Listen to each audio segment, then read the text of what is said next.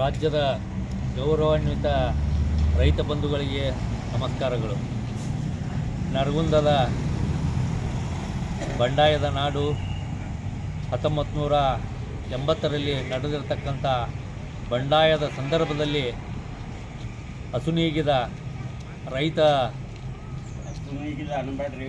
5ನೇ ವರ್ಷದ ರೈತ ಹುತಾತ್ಮ ದಿನಾಚರಣೆ ಅಂಗವಾಗಿ ಅವತ್ತಿನ ದಿವಸ ವೀರಗಲ್ಲಿಗೆ ಒಂದು ಅಭಿವೃದ್ಧಿಪಡಿಸಲಿಕ್ಕೆ ಸ್ಮಾರಕವನ್ನು ನಿರ್ಮಾಣ ಮಾಡಲು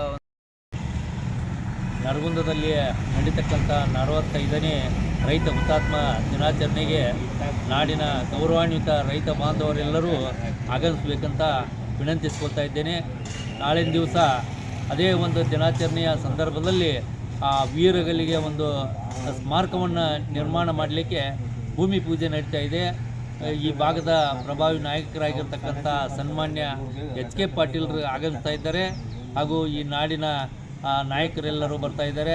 ಆ ಕಾರ್ಯಕ್ರಮಕ್ಕೆ ತಾವೆಲ್ಲರೂ ಬಂದು ಶೋಭೆ ತಂದು ಕೊಡಬೇಕಂತ ವಿನಂತಿಸ್ಕೊಳ್ತಾ ಇದ್ದೇನೆ.